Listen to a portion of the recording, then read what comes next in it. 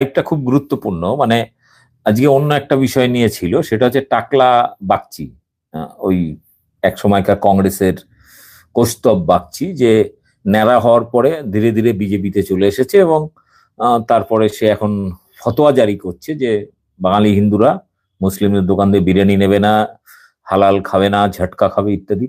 আমি ভেবেছিলাম এই টপিক নিয়ে আজকের রাতের আলোচনাটা করব, কিন্তু বিষয়টা হচ্ছে আজকে সকালবেলায় আমি গিয়েছিলাম আহ হুগলি জেলার পুইনানে, দাঁতপুর থানা এলাকার মধ্যে পড়ে। পুইনানে গেছিলাম এবং শুধু পুইনান নয়, পুইনান এলাকা ছাড়িয়েও পুরো একটা বিশাল বড় এলাকা নিয়ে সেখানে মুসলিমদের সবচেয়ে বড় ধর্মীয় সমাবেশ, যেটার নাম বিশ্ব ইজতেমা। আমার প্রথমত বিশ্ব ইজতেমা সম্পর্কে কোনো ধারণা এর আগে কোনো দিন হয়নি লাইফে। বলা হচ্ছে 34 বছর আগে নাকি হাওড়াতে একবার হয়েছিল, তারপরে বিভিন্ন দেশে হয়।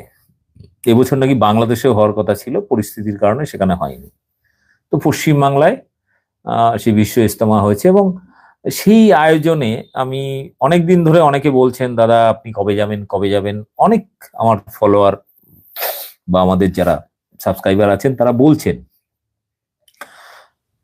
কিন্তু এর আগে আমি অন্তত 3 দিন আগে থেকে চেষ্টা করছিলাম যাওয়ার, কিন্তু সঙ্গে যাওয়া হয়, সঙ্গে যদি কোনো ছেলে পেলে না থাকে একা একা যাওয়াটাও অতটা দূরে সমস্যা।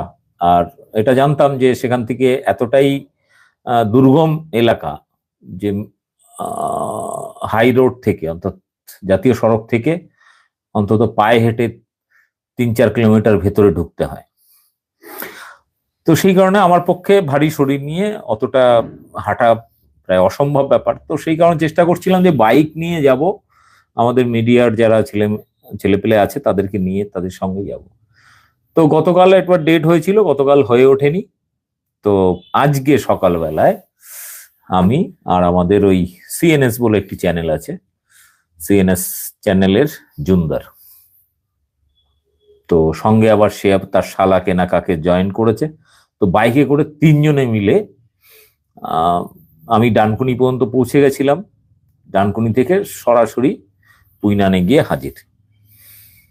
প্রথমত সেখানে ঢোকার মুখটাতে সিকিউরিটি খুব টাইট, বিশেষ করে রোডে, বাই রোডে। তো সেখানে মিডিয়ার গাড়ি যেহেতু, ফলে ছেড়ে দিয়েছে। তো আমরা যখন ভেতরে গেলাম, হাই রোড থেকে প্রায় 2 কিলোমিটার ভেতরে, ওই পার্টিকুলার এই গ্রামটার নামটা আমার ঠিক খেয়াল নেই, কিন্তু তারপরে যেটা হলো যে আমরা বাইকটা কোনোভাবে এক জায়গায় রেখে আমরা এবার মূল রাস্তা থেকে মাঠের মধ্যে, যেখানে টেন্ট লাগানো, তাঁবু টাঙানো রয়েছে এবং বিভিন্ন টেন্ট রয়েছে, প্রত্যেকটা টেন্টের মধ্যে একাধিক মঞ্চ করা আছে কিছু কিছু জায়গায়, কিছু কিছু জায়গায় মঞ্চ করা নেই। এবং সেখানে পার্টিকুলার নির্দিষ্ট টাইমে সেখানে বিভিন্ন বক্তারা থাকেন, তারা ধর্মীয় বিষয় নিয়ে আলোচনা করেন। তো আমরা যখন গেছি তখন অলরেডি দুপুরের নামাজ শেষ হয়ে গেছে। তো তারপরে আমরা মোটামুটি ধরুন প্রায় 10:30 থেকে, আমি ঢুকেছি 10:30 এবং 1:30 নাগাদ আমার হঠাৎ খেয়াল হলো যে কিছু খাওয়া হয়নি, খেতে হবে। তো আমরা টোটাল ওই 4 ঘন্টায় প্রায় 7-8 কিলোমিটার ওই মাঠের মধ্যে দিয়ে, অত ভিড়, অত মানুষ, তার মধ্যে আমরা টোটালটা ঘুরেছি। এই ঘুরতে গিয়ে আমি একটা জিনিস উপলব্ধি করেছি যে কোনো মানুষের মধ্যে কোনো ক্লান্তি নেই, কোনো মানুষের মধ্যে কোনো বিদ্বেষ নেই। এবং সব থেকে অবাক করা ব্যাপার হচ্ছে যে এত বড় একটা আয়োজন, সেই আয়োজনে প্রায় কোটি কোটি মানুষ, মানে এটা লক্ষ্য বললে ভুল হবে, আমার হিসাবে অন্তত 1.5 কোটির বেশি মানুষ, 1.5 কোটির বেশি মানুষের জমায়েত। এই এলাকাটা মোটামুটি ধরে নিন প্রায় 12 কিলোমিটার দীর্ঘ, 7 কিলোমিটার চওড়া। এতটা নিয়ে গ্রামের পর গ্রামের ফাঁকা মাঠ, ধান এক সময় ধান হয়েছিল, সেই সমস্ত ফাঁকা মাঠে কোথাও হয়তো পাশে আলু চাষ হচ্ছে, কোনো কিছুকে বিঘ্ন না ঘটিয়ে এত কোটি কোটি মানুষ তারা জমায়েত হয়েছেন। এবং সব থেকে মজার ব্যাপার কি জানেন, আমার যেটা সব থেকে চোখে লেগেছে সেটা হচ্ছে যে এখানে কোনো রাজনীতি নেই, এখানে কোনো ধর্মীয় বিদ্বেষ নেই, অন্য ধর্ম সম্পর্কে কোনো কটূক্তি নেই, এখানে কোনো পলিটিক্যাল পার্টির আধিপত্য নেই, এখানে কোনো বিশাল পরিমাণে ভলেন্টিয়ার্স, বিশাল পরিমাণে পুলিশি ব্যবস্থা, কিচ্ছু নেই, কিচ্ছু নেই। প্রায় 1.5-2 কোটি লোকের আয়োজন, সেখানে অন্তত 20-25 লাখ পুলিশের প্রয়োজন না। আমরা টোটাল যেগুলো মেইন রোড, বাই রোড যেখানে গাড়ি ঘোড়ার যাতায়াত আছে, সেখানে কিছু ট্রাফিক পুলিশের কিছু ব্যবস্থা ছিল হালকা ফুলকা, বাকি কিছু ভলেন্টিয়ার ছিল। আর মূল যে হাই রোড, যেখান থেকে জাতীয় সড়ক দিয়ে গাড়ি খুব রানিং এ যাচ্ছে আসছে, বিভিন্ন জায়গার মানুষ যারা গাড়িতে করে আসছেন তাদের গাড়ি কোথায় পার্কিং হবে কি না হবে, এগুলো পুলিশের কিছু এবং ভলেন্টিয়াররা দেখাশোনা করছিল। এবং এমন হয়েছে যে মূল যে জায়গায়, সেখান থেকে অন্তত 5 কিলোমিটার 10 কিলোমিটার দূরে গাড়ি পার্কিং করে, এবং সেই মানুষগুলো তারা পায়ে হেঁটে 5 কিলোমিটার 10 কিলোমিটার, কোথাও 2 কিলোমিটার 3 কিলোমিটার পর্যন্ত হেঁটে তারা ওই মাঠের মধ্য দিয়ে এবড়ো খেবড়ো ওই জমির উপর দিয়ে হেঁটে হেঁটে তারা ওই জায়গায় পৌঁছাচ্ছেন বিভিন্ন টেন্টে। এবং শুধু টেন্টে পৌঁছানো নয়, প্রতিটা টেন্টের সামনে লেখা আছে এটা কোন জেলার টেন্ট, কোন গ্রামের টেন্ট, বা কোন মহকুমার টেন্ট, কোন থানা এরিয়ার টেন্ট, প্রত্যেকটা জায়গায় লেখা রয়েছে। ফলে তো যেটা হয়েছে যে মানুষ খুঁজে খুঁজে তাদের এলাকার মানুষের কাছে ঠিক পৌঁছে যেতে পারছেন। এবং শুধু তাই নয়, প্রত্যেকটা এলাকার মানুষের খাবারের জন্য আলাদা আলাদা ক্যান্টিনের ব্যবস্থা করা হয়েছে। মানে এদিক থেকে সরকার কি করেছে, সরকার এক হচ্ছে মেডিকেল চিকিৎসা ব্যবস্থার জন্য বিভিন্ন জায়গায় মেডিকেল ক্যাম্প করা, টেম্পোরারি হাসপাতাল করা, আর যারা ভিআইপি লোকজন আসে তাদের সাময়িক বসার জন্য হয়তো কিছু টেন্ট করেছে, 1-2 জায়গায় দেখেছিলাম। বাকি টোটাল টেন্ট হচ্ছে সাধারণ মানুষের জন্য। এবং ওই এবড়ো খেবড়ো মাঠের মধ্যে ত্রিপল বিছিয়ে বা ফোম বিছিয়ে, প্লাস্টিক দিয়ে ঘিরে, উপরে হয়তো প্লাস্টিক তো ছিল না, উপরে ছিল হচ্ছে তো পাতলা ওই কি বলবো, মানে ওই ত্রিপল টাইপের, ঠিক আছে।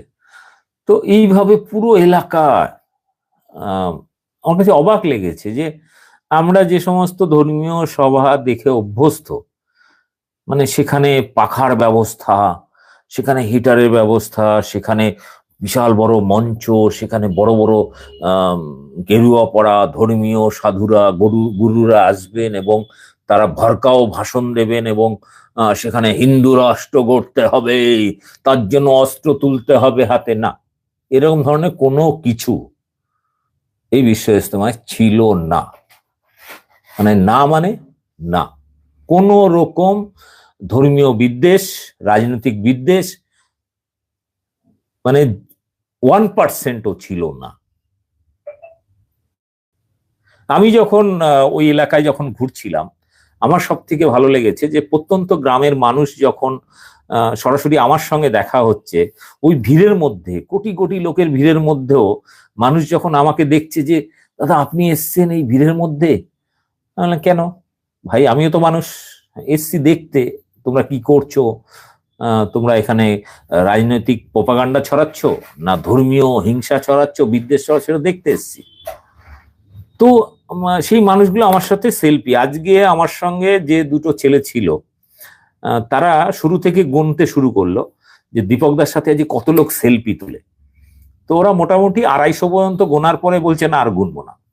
মানে কেন, বলে এটা গোনা সম্ভব নয়। তো অ্যাপ্রক্স আমার সঙ্গে ওখানে প্রায় 300-র বেশি মানুষ সেলফি তুলেছেন, অনেকে ভিডিও করেছেন তার ফেসবুকে পোস্ট করার জন্য। আমি ওই এলাকা থেকে যখন টোটাল প্রায় 7-8 কিলোমিটার পায়ে হেঁটে ওই এবড়ো খেবড়ো জমির উপর দিকে বিভিন্ন টেন্টের পর টেন্ট, আমি যখন ঘুরে যখন খিদে পেয়েছে 1:30-2 নাগাদ, তখন আমি বললাম ভাই চল, আর খিদে পেয়েছে। তখন দেখছি বিভিন্ন টেন্টে তখন খাবারের জন্য ক্যান্টিন গুলো যে রয়েছে সেখানে আমাকে ডাকাডাকি করছে অনেকেই, যখন হেঁটে হেঁটে দীপক দা এদিকে আসেন, এখানে খেয়ে যান। তো আমি বললাম না ভাই, তোমরা কষ্ট করছো, তোমরা এখানে এসছো, তোমাদের জন্য ওটা থাক, আমি বাইরে খেয়ে নেবো। তো বাইরে গিয়ে একটা ওই ফুটপাতে যা টেম্পোরারি হোটেল, সেখানে খেতে বসছিলাম। যা হয় তাড়াহুড়োর মধ্যে, আমরা যে রেস্টুরেন্টে যে কোয়ালিটির খাই সেই কোয়ালিটি হয়তো পাইনি। আমি যে ধরনের খাবার খেয়েছি বা কলকাতায় যে ধরনের বিরিয়ানি খেয়েছি, যাই হোক, সেটা আমার কাছে কোনো কমপ্লেন নাই। ওই অবস্থার মধ্যে অতটা সম্ভবও নয় যে মশলা মাখিয়ে খুব সুন্দর করে একদম পরিবেশন করবে, সেরকম দাম নেবে। যাই হোক, তো আমি যখন ওখান থেকে খেয়ে বেরোচ্ছি, তখন বেরোনোর পরে এবার সমস্যাটা হচ্ছে যে আমার ওখান থেকে আমি বললাম ভাই তোরা থেকে যা, আমি বেরিয়ে যাই। কারণ আমার আর শরীর দিচ্ছে না, কারণ 90 কিলোর বেশি ওজন, এই শরীর নিয়ে এতটা 8 কিলোমিটার 10 কিলোমিটার হাঁটা, মানে এই হাঁটার সময় কষ্টটা অনুভব হয়নি, কিন্তু খাওয়া দাওয়ার পরে মনে হলো শরীরটা আর দিচ্ছে না। আমি বললাম ভাই আমি চলে যাচ্ছি, তোরা থাক, আমি বেরিয়ে যাই। তো যখন ওখান থেকে হোটেল থেকে বেরিয়ে হাঁটতে শুরু করলাম, ভাবি যে এখান থেকে তো উল্টো দিক দিয়ে লোক তখন কাতারে কাতারে ঢুকছে, আর আমরা উল্টো দিকে হাঁটছি। এটা স্বাভাবিক, মানে যে মানে কোনো গাড়িও যাওয়া সম্ভব নয়, একটা দুটো ইমার্জেন্সি বাইক চলছে, কিন্তু খুবই সাবধানে। কিছু হয়তো পুলিশের গাড়ি কিংবা অ্যাম্বুলেন্স চলছে, বা জলের গাড়ি বা খাবারের গাড়ি কিছু দিক ওদিক যাচ্ছে। কিন্তু সব থেকে বড় ব্যাপার হচ্ছে, আমি যখন হাঁটতে শুরু করলাম, ওই হাঁটতে হাঁটতেও বহু মানুষ আমার সঙ্গে ওই রানিং এ ভিড়ের মধ্যে সেলফি তুলছে, কথা বলছে, কোলাকুলি করছেন। তো এই করতে করতে হঠাৎ করে একটা স্কুটি করে এক ভদ্রলোক একা একা যাচ্ছিলেন, সম্ভবত ওখানে কোনো একজন আহ ব্যবসায়ী হবেন। তো তিনি আমাকে চেনেন না। তো আমাদের ছেলেটা একদম হাত দেখালো, একটা ফাঁকা গাড়ি দেখে, মানে স্কুটি দেখে ওনাকে হাত দেখালো, তো বললো দীপক দাকে একটু ওই হাই রোডের দিকে, মানে জাতীয় সড়কের দিকে একটু ছেড়ে দেবেন। তো আমাকে তুলে দিল, আমি বললাম ঠিক আছে তোরা যা, তোরা থাক এখানে, আমি বেরিয়ে যাই। তো যেতে যেতে হঠাৎ করে রাস্তার মধ্যে এক জায়গায় একটু স্লো হলো গাড়িটা, উল্টো দিকের কিছু মানুষ যারা ঢুকছিল, আরে দীপক দা আপনি এখানে দাঁড়ান দাঁড়ান দাঁড়ান বলে গাড়ি থেকে নেমে আবার সেলফি তোলা, কথাবার্তা হলো। যে ভদ্রলোক আমাকে গাড়িতে করে নিয়ে যাচ্ছেন তিনি আমাকে চিনতেন না, তিনি সোশ্যাল মিডিয়া অতটা মানে থাকেন না, ব্যবসার কাজে ব্যস্ত থাকেন। তো এই করে করে আমরা যখন হাই রোডের কাছে এসেছি, হাই রোডের কাছে আসার আগে বারবার বিভিন্ন লোকজন ঢুকছে, তখন আমাকে দেখছে, যেহেতু হেলমেট পরা নেই, খুব স্লো চালাতে হচ্ছে, কারণ লোকজন মানে একদম জনস্রোত, ঢেউ আসছে একদম। তো খুব স্লো যাচ্ছে, ফলে মানুষ দেখতে পাচ্ছে আমাকে। তো ওই তারা বলছে দীপক দা কেমন আছেন, বেরিয়ে যাচ্ছেন, থাকবেন, নেমে যান। তো এই যে ভদ্রলোক গাড়ি চালাচ্ছে, স্কুটি চালাচ্ছে, সে বলছে দাদা আপনি এত পপুলার আমি বুঝতে পারছি না, আপনাকে মানে আমার নিজের কাছেই লজ্জাবোধ লাগছে। আমি বললাম না না ওরকম কোনো ব্যাপার নেই, আপনি চলেন। তো কিছুটা নেমে উনি ডান দিকে একটা গলিতে ঢুকে যাবেন, তখন বলে দাঁড়ালেন। দাঁড়াতে একজন স্কুল মাস্টার, বয়স্ক মানুষ, রিটায়ার্ড, এবং তার বয়স্ক দাদা, দুজনে মিলে ইজতেমা এসেছিলেন গতকাল, তারা ছিলেন, আজকে তারা বেরিয়ে যাচ্ছেন। তো তারা দুজনে মিলে দাঁড়িয়ে কথা বলতে গিয়ে আবার সেলফি তুললেন আমার সাথে, যে আবার কবে দেখা হবে না হবে। তো তখন ওই ভদ্রলোক যার স্কুটিতে করে আমাকে এগিয়ে দিয়ে যাচ্ছিলেন, সেই ভদ্রলোক বলছে আমি না খুব কনফিউজ, মানে আপনাকে এত মানুষ ভালোবাসে, এত মানুষ আপনাকে দাঁড় করাচ্ছে, সেলফি তুলছে, আমার নিজেকে খুব মানে বোকা বোকা লাগছে। আমি বললাম না না কিছু ব্যাপার নেই, আপনি চলুন। তো বলছে ঠিক আছে চলুন, আপনাকে আমি হাই রোডেই ছেড়ে আসি। হাই রোড মানে ওই জাতীয় সড়কে অব্দি যখন গেছে, তখন ওখানে ট্রাফিক রয়েছে, তারা আটকে দিয়েছে, না আগে যাওয়া যাবে না, এখানেই নামতে হবে। তো বলছে, আমি বললাম ঠিক আছে চলুন নামি, আপনি তাহলে বেরিয়ে যান। তো যে ট্রাফিক গার্ড গাড়িটাকে আটকালো, সে যখন আমাকে দেখলো, আরে দীপক দা আপনি, একদম গাড়ি থেকে নামার আগে কোলাকুলি শুরু। তো এই যে, এবং তারপরে নিয়ে ট্রাফিক গার্ডের ওখানে বসালো, এবং তারপরে আস্তে আস্তে বিভিন্ন ট্রাফিক গার্ড, তাদের অফিসার এবং আশপাশের দোকানদার, আরো প্রচুর মানুষ যারা যাতায়াত করছে তারা দেখে ওখানে সেলফি তুলতে শুরু করে দিল, গল্প করতে শুরু করলো, চা নিয়ে এলো। মানে একটা জিনিস আমি এটা বলছি যে মানুষের মধ্যে যে মানবিকতা, মানুষের মধ্যের যে ভালোবাসা, এটাই সবকিছু। আপনি কোন ধর্মের মানুষ, আপনি নামাজ পড়েন কি, পুজো করেন, আপনি চার্চে যান কি, এইগুলো হচ্ছে পুরোটাই আপনার ব্যক্তিগত ব্যাপার। কিন্তু আপনি যদি কোনো মানুষের কথা বলেন, মানুষের সাথে থাকেন, সম্প্রীতির কথা বলেন, তাহলে আপনাকে প্রত্যেকটা সম্প্রদায়ের মানুষ ভালোবাসবে। এটা হচ্ছে মূল জায়গা। এর ফলে দেখুন, আমি একটা মুসলিমদের একটা ধর্মীয় মানে সম্মেলন বলা যায়, সেখানে ধর্ম ছাড়া কোনো তাদের নৈতিকতা, তাদের ব্যবহারিক জীবনযাত্রায় ধর্মের কোন নৈতিক কর্তব্য করা উচিত ইত্যাদি বিষয় নিয়ে আলোচনা হয়। আমার ওই সমস্ত নিয়ে মাথা ব্যথা নেই।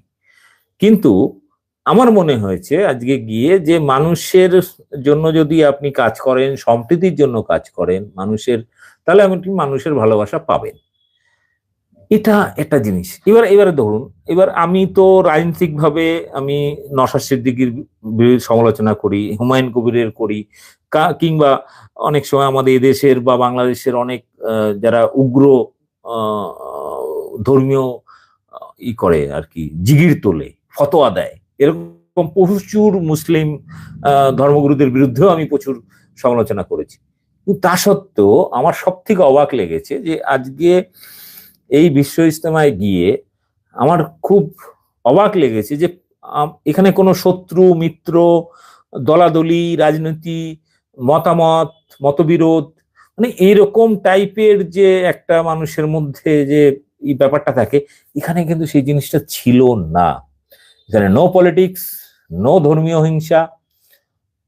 এমনকি সবচেয়ে অবাক লেগেছে যে মানে কিলোমিটারের পর কিলোমিটার রাস্তা মানুষ সেই গাড়ি হয়তো 5 কিলোমিটার 10 কিলোমিটার দূরে রেখে হেঁটে হেঁটে ওখানে যাচ্ছে, মাঠের মধ্যে দিয়ে, রাস্তা দিয়ে, এখান থেকে।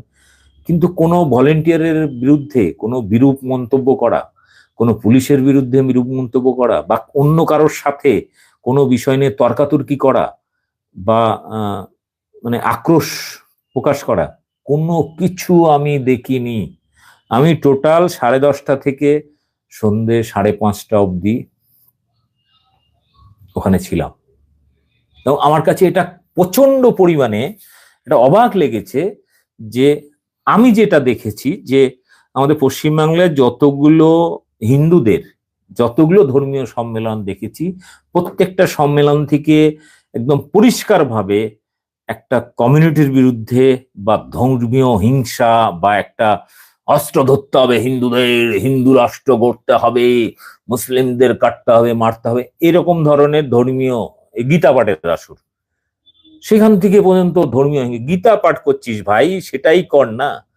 সেটা না করে গীতা পাঠের আসর থেকে হিন্দু রাষ্ট্র গড়তে হবে, মোল্লাদের কাটতে হবে, অস্ত্র ধরতে হবে, এগুলো কি? আরে ভাই, তোদের গীতা যখন তৈরি হয়েছে তখন গীতায় কোথাও লেখা আছে মুসলিমদের কাটতে হবে বা অন্য খ্রিস্টানদের মারতে হবে, খ্রিস্টানদের ধর্মীয় অনুষ্ঠানে গিয়ে হামেলা করতে হবে, মুসলিমদের অনুষ্ঠানে গিয়ে বাওয়াল করতে হবে? কোথাও লেখা আছে খ্রিস্টান কোন গীতায় বা বেদে? এই তো। কেন এগুলো? অন্তত মুসলিমদের এই বিশ্ব ইজতেমা থেকে হিন্দু ধর্মগুরুদের বা গরুদের অনেক কিছু শেখার আছে, অনেক কিছু শেখার আছে। এবং আমার মনে হয়েছে যে এই বিশ্ব ইজতেমা না হলে, আমার কাছে প্রথম অভিজ্ঞতা যে এত বড় একটা ধর্মীয় সম্মেলন হওয়ার পরেও এই ধর্মীয় সম্মেলন নিয়ে এখনো পর্যন্ত কোনো রাজনৈতিক দলের সাহস হয়নি এর বিরুদ্ধে বক্তব্য দেওয়ার, বা এই ধর্মীয় সম্মেলন বা বিশ্ব ইজতেমা থেকে কোন রকম কোনো রাজনৈতিক দলের বিরুদ্ধে, কোনো কমিউনিটির বিরুদ্ধে, কোনো ধর্মীয় সম্প্রদায়ের বিরুদ্ধে কোনো রকম বিরূপ মন্তব্য করা হয়নি। ইভেন আপনাদের বলি যে যখন ওই ভেতরে যখন গেছি তখন ওখানে এত মানুষ যে ওখানকার টাওয়ার মানে মোবাইল নেটওয়ার্ক এতটাই লোড নিতে পারেনি, ফলে ওখানে ফোন করলে ফোন যাচ্ছে না, ফোন এলে ফোন রিসিভ করলে আওয়াজ শোনা যাচ্ছে না, ইন্টারনেট তো ভুলেই যান। ফলে ওখানে ভেতর থেকে লাইভ করার মতো কোনো রকম অপশন ছিল না। তো আমি যখন জাতীয় সড়কে এলাম তখন দেখলাম এক জায়গায় এসে একটু 5G কানেকশন পেলাম একটু ফাঁকা জায়গায় জাতীয় সড়কে। তখন আমি ওখান থেকে লাইভ করেছিলাম, যে লাইভটা আপনারা দেখে নেবেন, যে কি পরিমাণে ওখানে মানুষের ভিড়টা ছিল, জমায়েতটা ছিল। এবং এখানে কিন্তু কোনো মসিহা, কোনো ধর্মীয় মসিহার ডাকে মানুষ কাতারে কাতারে ভিড় করেছে এরকম নয়। এখানে কোনো রাজনৈতিক দলের কোনো নেতা নেত্রী বলেছেন বলে কাতারে কাতারে মানুষ আসছে, কোটি কোটি কোটি মানুষ আসছেন এরকমও নয়। পুরোটাই ছিল তাদের ধর্মীয় আস্থা, কোরআন হাদিস, তাদের ব্যবহারিক জীবনে মুসলিমদের ভুল ত্রুটি সেগুলো শুধরে নেওয়া কোরআন হাদিস অনুযায়ী, এরকম টাইপের একটা বিষয়। মানে এখানে সম্প্রীতি, মানবতার কথা বলা, এইগুলোর পাঠ দেওয়া ছাড়া আমার কাছে কিন্তু আর কিছুই আমি এখান থেকে কোনো বিদ্বেষমূলক কিছু পাইনি। যাই হোক, তো বিষয়টা হচ্ছে যে আজকের এই জায়গা থেকে আমার সবচেয়ে বড় প্রাপ্য হচ্ছে যে মানুষের ভালোবাসা। আজকে আমার মোটামুটি ধরে নিন প্রায় আমার হিসাবে 300 থেকে 350, মানে 300-র ওপরে, 350 আমি অ্যাপ্রক্স বলছি, অন্তত 300-র বেশি মানুষ আমার সঙ্গে সেলফি তুলেছেন এবং তারা আবেগে আপ্লুত হয়েছেন যে একজন নন মুসলিম, একজন ধর্ম মানে না সেই লোকটিও এসেছেন আমাদের এই অনুষ্ঠান দেখতে, আমাদের এই ধর্মীয় সমাবেশ দেখতে। এবং তাদের মধ্যে কোনো বিরূপ ধারণা ছিল, এ সালা নাস্তিক, এ সালা হিন্দু, তোরা কেন এসেছিস এখানে। কিংবা সব থেকে আরেকটা মজার ব্যাপার কি জানেন, ওখানে যে সমস্ত একমাত্র কম্বলের দোকান আর কিছু বিরিয়ানির দোকান ছাড়া বাকি ছোট ছোট চায়ের দোকান বা টুকটাক হয়তো ফল বিক্রি করছে বা অন্য ধরনের ভাজাভুজির দোকান টোকান যেগুলো আছে, 80% ছোটখাটো দোকান যেগুলো ছিল সব হিন্দুদের। এমনকি কোথাও আমরা খুব চতুরভাবে আমরা একটা ফলের দোকানে পেয়ারা খেতে গেলাম, খাওয়া দাওয়ার পরে একটু মনে হলো একটু পেয়ারা খাই বলে একটা পেয়ারার দোকানে গেলাম। একজন হিন্দু মহিলা, বয়স 45-50-এর কাছাকাছি, তিনি পেয়ারা, শশা, কুল এগুলো বিক্রি করছেন। তার কাছে একটা পেয়ারা নিলাম 20 টাকা দিয়ে এবং তিনি কেটে লবণ টবণ মাখিয়ে দিলাম। আমার পাশে পেছন দিকে একটা বেঞ্চ মতো ছিল, সেখানে বসে খাচ্ছি।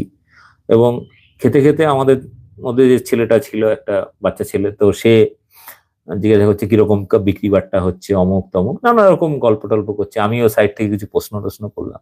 আচ্ছা, এটা মুসলিমদের প্রোগ্রাম, আপনি এখানে দোকানদারি আপনার কোনো অসুবিধা বা অস্বস্তি হচ্ছে না? এখানে তো সবাই পুরুষ, এখানে মহিলা নেই, আপনি এত পুরুষের মধ্যে একজন মহিলা, তার মধ্যে হিন্দু, কপালে একদম লাল টকটকে সিঁদুর পরে রয়েছেন, বলছেন না। অর্থাৎ এখানে একটা জিনিস খুব শিক্ষণীয় যে মানে যদি আপনি নিজের ধর্মটাকে পরিষ্কারভাবে তার নৈতিক দিকগুলো, মানবিক দিকগুলো মেনে চলেন, তাহলে কিন্তু কারোর সাথে কোনো ঝামেলা হওয়ার কথা নয়। এবার আপনি যদি বেছে বেছে সেটাকে পলিটিক্যালাইজ করেন, মানে একদম রাজনৈতিকভাবে সেটাকে ব্যবহার করতে শুরু করেন, তাহলে কিন্তু সমস্যা।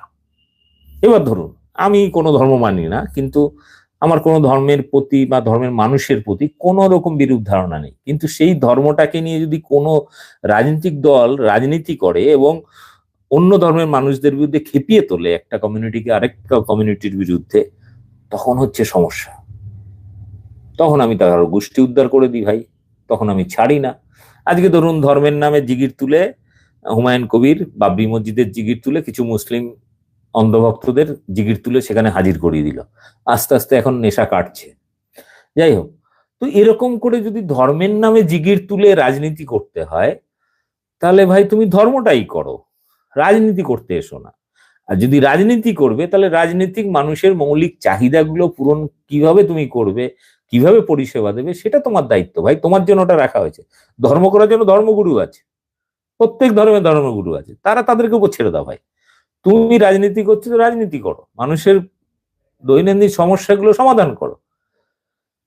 আর আমরা কি করছি, আমরা এই রিসেন্ট কিছু দেখলাম যে এই গীতা পাঠের আসর, সেখানে কি যেন বাগেশ্বর ধাম, ধীরেন্দ্র শাস্ত্রী, তারপরে দেখলাম কে সেই ধর্ষণ কেসের আসামি, কার্তিক মহারাজ, এরকম এক্সে বারকার এক মসিয়া, সেখানে হিন্দুদের মসিয়া হাজির হলো এবং তারা উগ্র ভাষণ দিচ্ছে মুসলিমদের বিরুদ্ধে। আরে ভাই, গীতায় কোথায় লেখা আছে? তুই তো গীতা পাঠের আসর করেছিস, গীতায় কোথায় লেখা আছে মুসলিমদের বিরুদ্ধে লড়াই করতে হবে?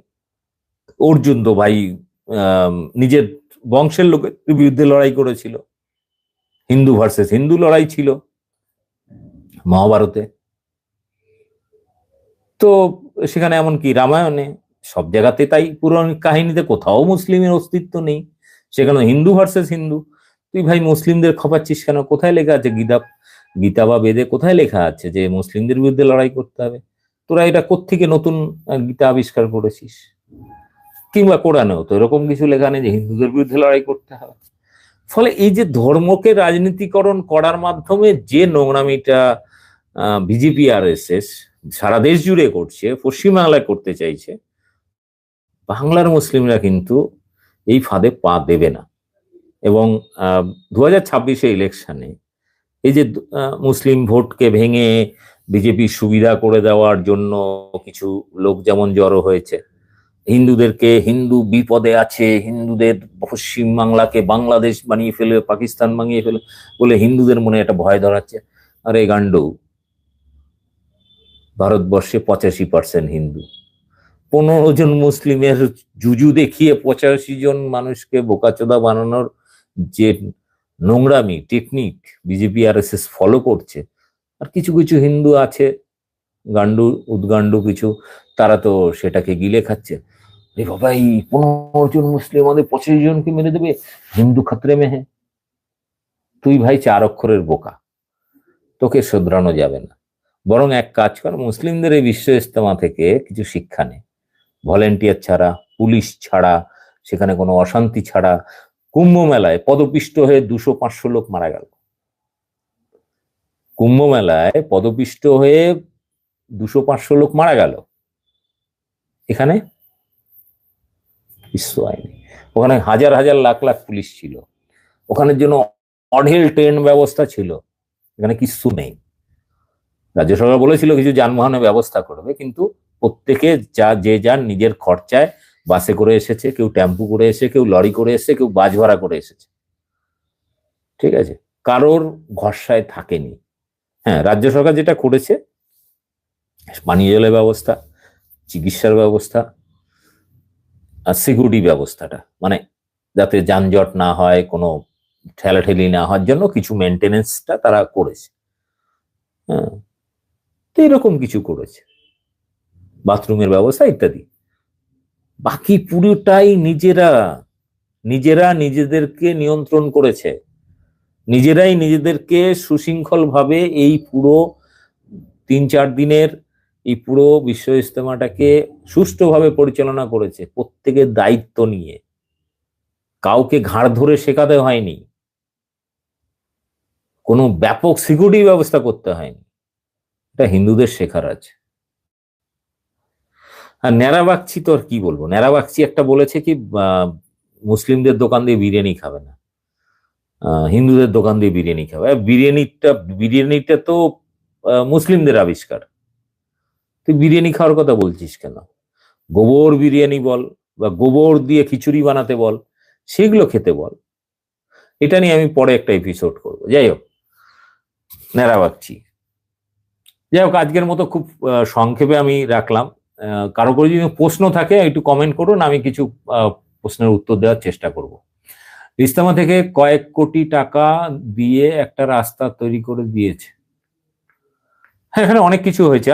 এখানে একটা প্রশ্ন যখন এসছে আমি বলি, তো এই বিশ্ব ইজতেমা করতে গিয়ে অনেকের আলুর ক্ষেত, যারা আলু লাগিয়েছিল একদম শেষ সময়ে তুলবে, শীতকালের শেষ দিকে, এরকম কিছু আলু ক্ষেতের প্রয়োজন পড়েছিল, মানে এত লোক বেশি বেড়ে গেছিল, কিছু ক্ষতিগ্রস্ত হয়েছিল।